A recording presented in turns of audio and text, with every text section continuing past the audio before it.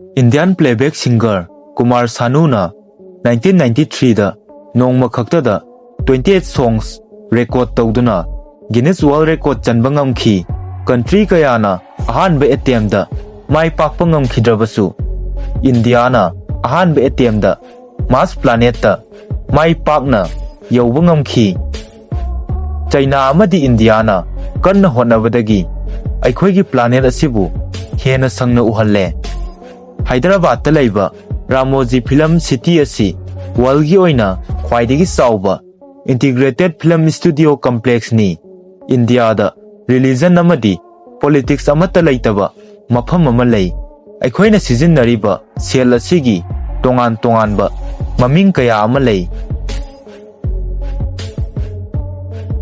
Fact number 1 Indian playback singer Kumar Sanuna 1993 da nongma khakta da 28 songs record tawduna Guinness World Record chanba ngamkhi masi continuous studio session amadani mahaki angakpa stamina asi world sinba thungna khangnakhi mahak asi 1990 gi matamda khwaidagi popular oiba singer singi manungda amani matam madugi yamna popular oikhiba isai singi manungda tuje dekha to masigi filmna Dilwale Dulhaniya le jayenge Ek ladki ko dekha masigi filmna 1942 a love story amadi Do dil mil rahe hain masigi filmna Pardes ni Fact number 2 China na Mars planet yaubagi attempt khudingmakta mai pakhide Russia na Mars planet yaunabagi attempt 10 gi matungda mai pakhi USA na attempt ani gi matungda planet asi yauba ngamkhi adubu India na ahanba attempt da planet asi mai pakni yaukhi India gi Mars orbiter mission natraga Mangalyaan na Mars planet da 2014 da mai pakni yaukhi mission asi launch tawkhibana November 5 2013 dani Mars orbit da changkhibana September 24 2014 dani asumna India na Mars planet yaukhiba ahanba Asian nation ama oire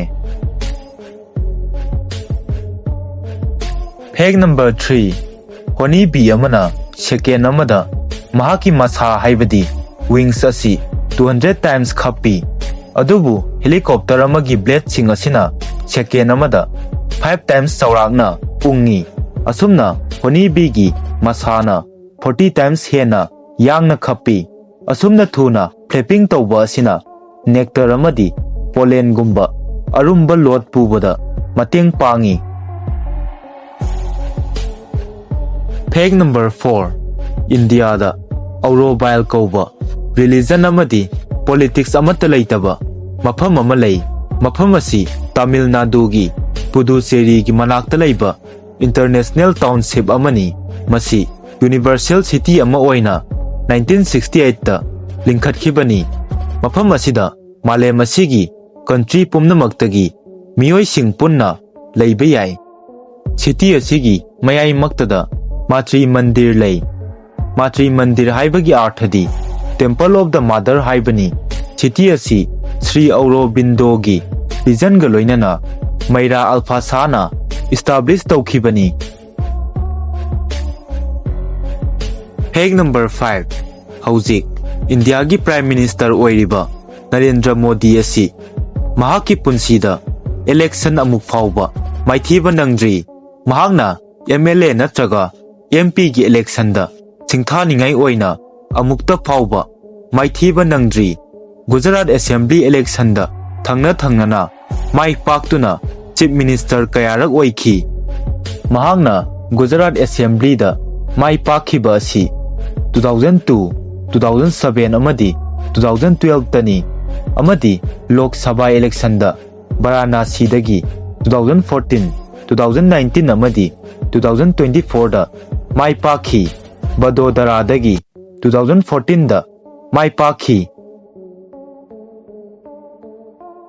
Fact number 6 November 2014 gi report matung inna Guangzhou da laiba Chinese programmer amana mahaki girlfriend da propose taunaba iPhone maudra mapan leirami.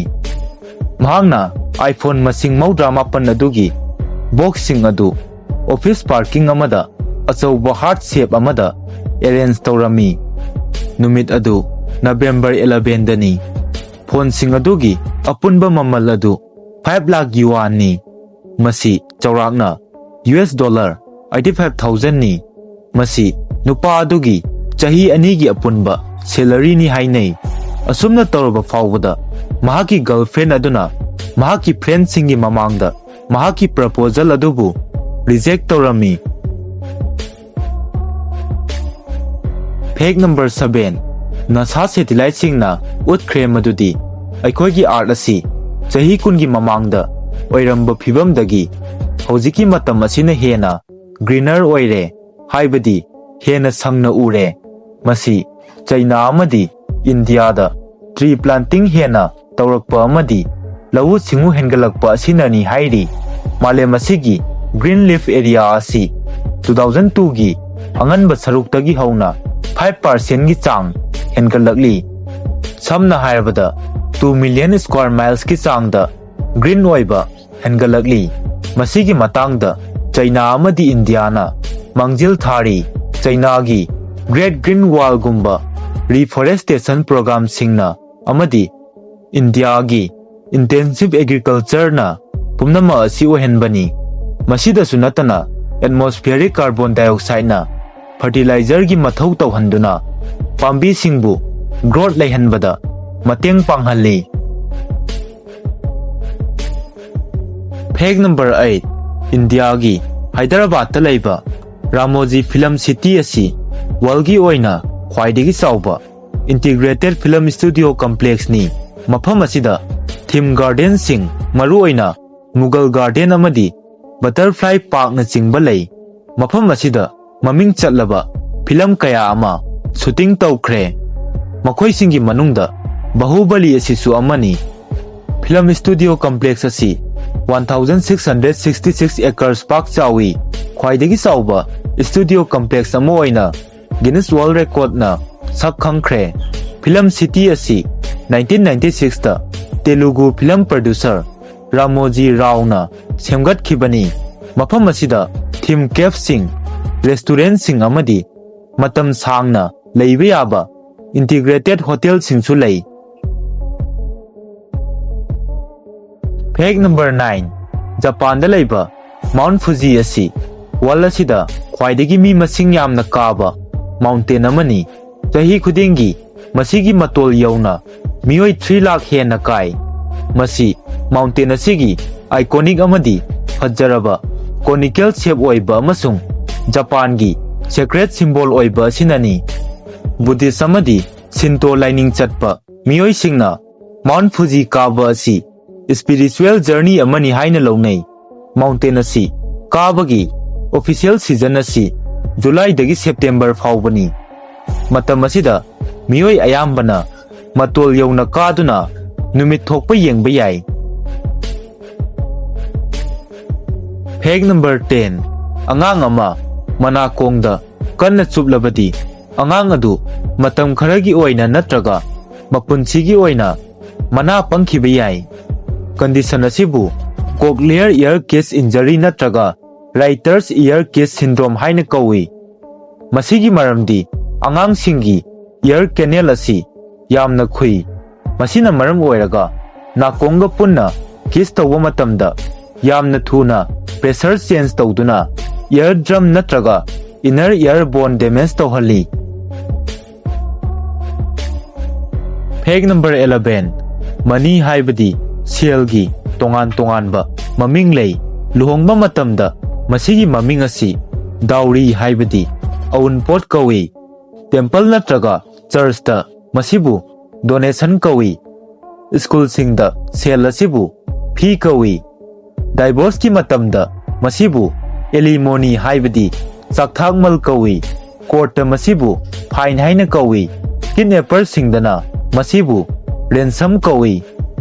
Aikhoina government da piba matamdana masibu tax kawi. Aikhoina bank dagi masi purabadi masibu loan kawi. Employee natraga workersingda sel pibabu salary kawi. Aikoina kanagumba amada sen puthoklabadi masibu debt natraga sendol haina kawi. Hack number 12. Japan da laiba bus stop singasi watermelon, lemon, strawberry, amadi tomato gumba fruit singi model lauduna sai. Masi passenger singna bus ngai bada pukning harauna wadana bus ngai na bani.